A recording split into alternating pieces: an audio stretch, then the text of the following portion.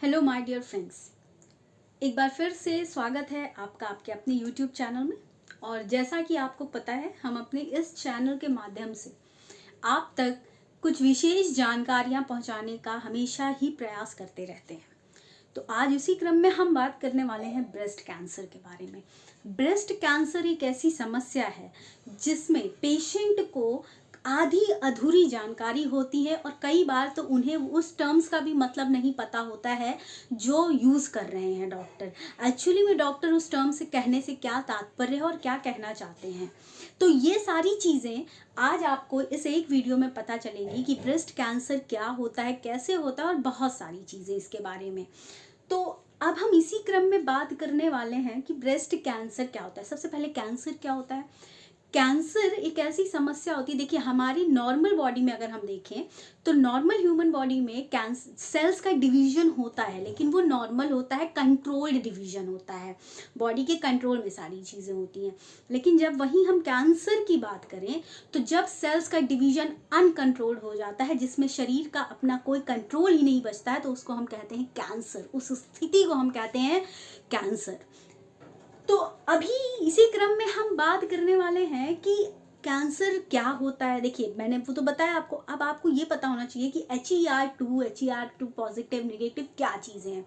तो सबसे पहले बताती हूँ, देखिए कि जितने भी पेशेंट्स ब्रेस्ट कैंसर के होते हैं सभी में एक चीज़ नॉर्मल होती है, या फिर हम नॉर्मल इंडिविजुअल की भी बात करें तो that is human epidermal growth factor 2। तो ये जो होता है ये सभी ब्रेस्ट सेल्स की लाइनिंग में होता है, चाहे पेशेंट हो चाहे हेल्दी इंडिविजुअल हो। तो जब ये ज़्यादा क्वांटिटी में होने लगता है, तो यानी अनकंट्रोल्ड डिवीजन होने लगता है, तो हम उसको कहते हैं HER2 पॉजिटिव। और अगर ये डिवीजन नॉर्मल ही है लेकिन स्टिल डिटेक्टेड है ब्रेस्ट कैंसर, तो उसको हम कहते हैं HER2 निगेटिव। तो मोस्ट ऑफ द केसेस में 5 में से एक पेशेंट ही HER2 पॉजिटिव का निकलता है, ठीक है। यानी कि किसी एक पेशेंट में ही human epidermal growth factor receptors जो होते हैं उनमें जो प्रोटीन होती है वो ओवर एक्सप्रेसिव हो जाती है, जो मैं आगे आपको बताने वाली हूँ। उसको हम उस स्थिति को हम कहते हैं HER2 पॉजिटिव, और ये 5 में से किसी एक पेशेंट में होता है। अब देखिए, अब आपको ये पता करना है कि HER आ कहाँ से रहा है। तो देखिए ये एक विशेष प्रकार का जीन जिसका नाम है HER2 जीन से आ रहा है। कहाँ से आ रहा है? HER2। हर किसी इंडिविजुअल का अपना DNA है और हर इंडिविजुअल का जेनेटिक ट्रेट्स अनुवांशिकी अलग अलग है। तो हर इंडिविजुअल में HER2 जीन भी अपनी अपनी तरह से काम कर रहे हैं। तो अब ये HER2 जीन जब आ रहे हैं तो यही क्या कर रहे हैं, कभी कभी प्रोटीन को ओवर एक्सप्रेसिव कर देते हैं। जब ज़्यादा प्रोडक्शन होने लगता है अनकंट्रोल्ड, तो उस स्थिति को हम कह देते हैं प्रोटीन का ओवर एक्सप्रेशन होना। क्या कहना? प्रोटीन का ओवर एक्सप्रेशन। अब देखिए HER2 पॉजिटिव जो केस होता है उसमें क्या होता है, वो HER2 निगेटिव से कैसे अलग है। देखिए HER2 पॉजिटिव भाई ओवर एक्सप्रेशन हो रहा है तो ग्रोथ बहुत तेजी से होगी, साथ ही साथ आसपास के टारगेट तो ब्रेस्ट कैंसर ही होता है, ब्रेस्ट ही होती है, लेकिन आसपास के ऑर्गन्स में भी फैलने की संभावना ज़्यादा होती है। फिर रिकरेंस रेट भी इसमें हाई होता है, मतलब एक बार ठीक होने के बाद दोबारा पेशेंट को होने के चांसेस रहते हैं। और ये कैसे ट्रीटमेंट के लिए रिस्पॉन्ड करते हैं? Targeted treatment. टारगेटेड ट्रीटमेंट मतलब ऐसा ट्रीटमेंट जो उस पर्टिकुलर रिसेप्टर्स को जाके टारगेट करता हो, ठीक है। अब देखिए सबसे बड़ी बात, ब्रेस्ट कैंसर शुरू कहाँ से होता है। तो कहीं ब्रेस्ट में सिर्फ ब्रेस्ट की ही बात नहीं होती है, वहाँ पे अगर आप देखेंगे लिम्फ नोड्स और वेसल्स भी हैं, बहुत सारे कनेक्टिव टिश्यूज, लोब्स भी होते हैं, डक्ट भी होती है और अबव ऑल निपल्स भी होते हैं, ठीक है। तो अब ब्रेस्ट कैंसर किस एरिया में है ये भी देखना है। तो देखिए अगर मिल्क डक्ट में है तो ये बहुत ही कॉमन टाइप का कैंसर होता है ब्रेस्ट कैंसर, ठीक है। और ये कहाँ पे होता है? मिल्क डक्ट की लाइनिंग पे होता है। आपको डक्ट्स ये दिख रहे होंगे, मिल्क डक्ट्स की लाइनिंग पे ये वाला कैंसर होता है। ये अल्टीमेटली मिल्क डक्ट्स का काम क्या होता है, ये भाई डक्ट आपको दिख रही है जो अल्टीमेटली जाके निप्पल से जुड़ी है, यानी मिल्क डक्ट का काम क्या है कि मिल्क को अल्टीमेटली निप्पल तक पहुंचाना। तो यानी कि लोब्यूल्स से, ये लोब्यूल्स आपको दिख रही हैं, लोब्यूल्स से मिल्क को निप्पल तक सिक्रीशन के लिए पहुंचाना। तो ये काम होता है मिल्क डक्ट्स का, ठीक है। एक कभी कभी ये डक्ट में ही ये कैंसर रहता है, कभी कभी डक्ट से बाहर भी आ जाता है, ठीक है। तो डक्ट में रहता भी है कैंसर और डक्ट के बाहर भी, इसको हम नॉन इन्वेजिव कहते हैं, ठीक है। अब हम मिल्क प्रोड्यूसिंग लोब्यूल्स, अब आपको मिल्क प्रोड्यूसिंग लोब्यूल्स दिख रहे हैं, लोब्यूल सबसे बाहर है, फिर अंदर डक्ट है। अब ये लोब्यूल्स जो मिल्क का एक्चुअल में प्रोडक्शन कर रहे हैं, अगर वहां पे है तो क्या होता है कि कभी कभी ये वाला जो कैंसर है ये लोब्यूल्स से बाहर भी आ सकता है, जिसको हम इन्वेजिव कैंसर कहते हैं, ठीक है। और इसी को हम इन्वेजिव लोब्यूलर कार्सिनोमा कहते हैं, ठीक है। लोब्यूलर क्योंकि लोब्यूल से आ रहा है, ठीक है, ठीक है। अब लोब्यूल्स अल्टीमेटली आप देख रहे हैं ना, लोब्यूल्स कहाँ से कनेक्ट है, डक्ट से कनेक्ट है, ठीक है। लोब्यूल्स में मिल्क प्रोड्यूस हो रहा है और कहाँ पहुंच रहा है, डक्ट पे, डक्ट इसको ले जाएंगे फर्दर सिक्रीशन के लिए, ये अलग, ठीक है। फिर हम कनेक्टिव टिश्यू की बात करें, कनेक्टिव टिश्यू मतलब हम बात कर रहे हैं किसकी किसकी, मसल्स की, फैट की और ब्लड वेसल्स की। आप देख रहे हैं कनेक्टिव टिश्यूज को हम कहते हैं, ठीक है। ये बहुत ही रेयर होता है और जब कनेक्टिव टिश्यू में ब्रेस्ट कैंसर की संभावना होती है तो उसको हम कहते हैं सार्कोमा। क्या कहते हैं, सार्कोमा कहते हैं, ठीक। अब ब्रेस्ट कैंसर को 3 ग्रेड्स में डिवाइड किया गया है, 1 2 3, तीन ग्रेड्स हैं। अब ये ग्रेड्स कैसे हैं, देखिए जो नॉर्मल सेल्स होती हैं वो दिखने में कुछ अलग होंगी, लेकिन अब ग्रेड 1 की सेल्स दिखने में थोड़ी अलग, 2 की और अलग, 3 की उससे भी ज्यादा अलग, तो 3 वाली बहुत ही अलग हो जाएगी, एकदम डिफरेंट, 2 उससे थोड़ा कम, 1 उससे भी कम। तो अलग अलग ग्रेड्स में उनको लुक्स के आधार पे, लुक्स कैसे, जब बायोप्सी होगी, यानी बायोप्सी छोटे से टिश्यू का टुकड़ा लेकर के माइक्रोस्कोप के नीचे जब डॉक्टर एग्जामिन करते हैं तो पता लगता है कि ये सेल नॉर्मल सेल से अलग है, मतलब ये कैंसरस सेल्स हैं। अब वो दिखने में कितनी अलग है उस बेस पे ग्रेड्स डिसाइड होते हैं।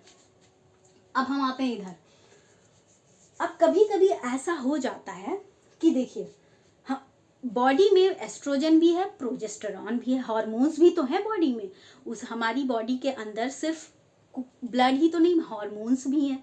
तो कभी कभी क्या हो जाता है कि कुछ ब्रेस्ट कैंसर सेल्स जो होती हैं, ठीक है, कुछ सेल्स जो ब्रेस्ट कैंसर की जो कैंसरस सेल्स जो होती हैं वो हार्मोन्स के लिए सेंसिटिव होती हैं। और हार्मोन्स के लिए सेंसिटिव होने का मतलब क्या होता है, जैसे एस्ट्रोजन और प्रोजेस्टेरॉन, ठीक है, और इनका जो रिसेप्टर होता है उनके वॉल्स से बाहर की तरफ होता है, ठीक है।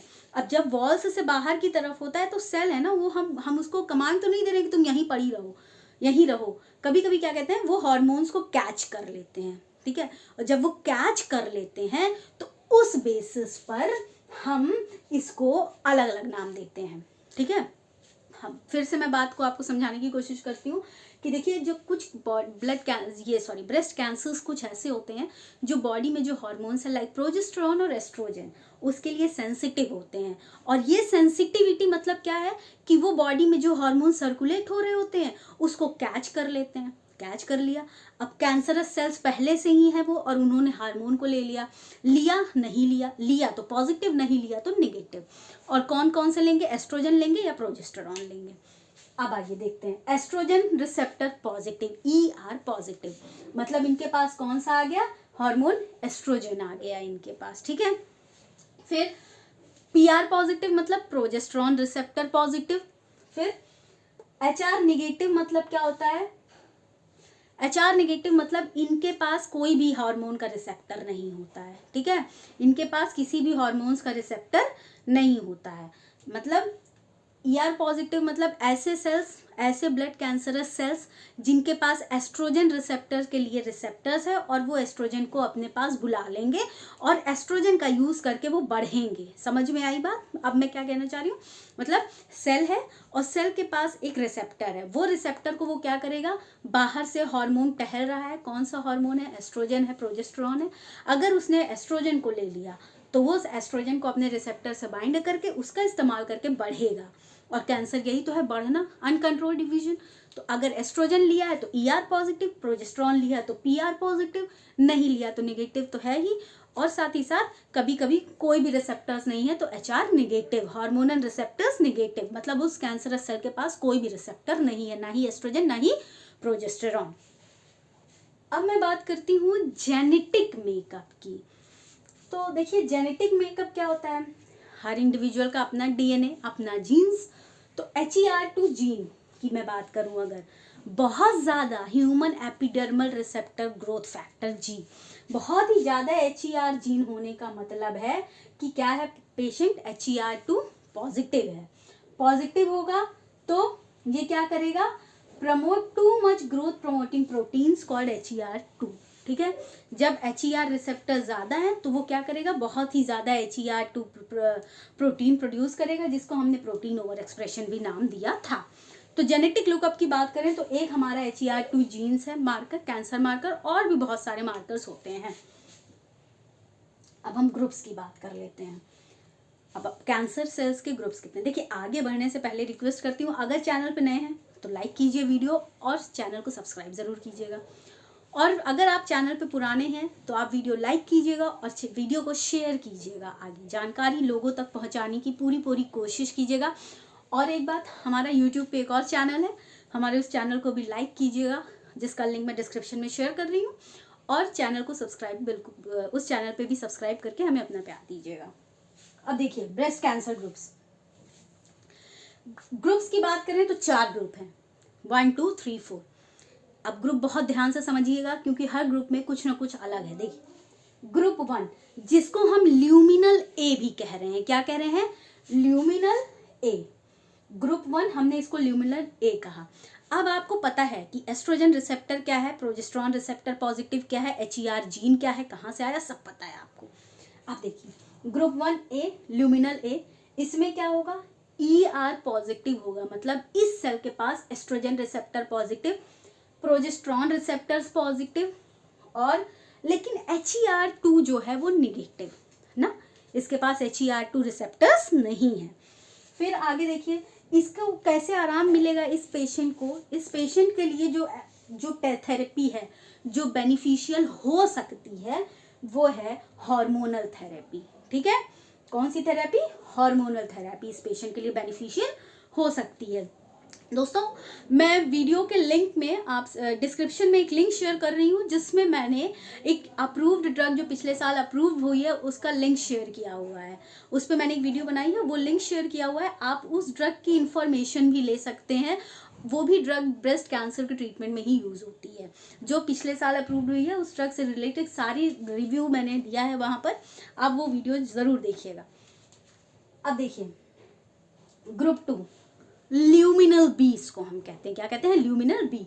इसमें क्या है, इसमें एस्ट्रोजन पॉजिटिव होता है, मतलब एस्ट्रोजन रिसेप्टर पॉजिटिव है, लेकिन progesterone receptor negative, progesterone receptors नहीं है।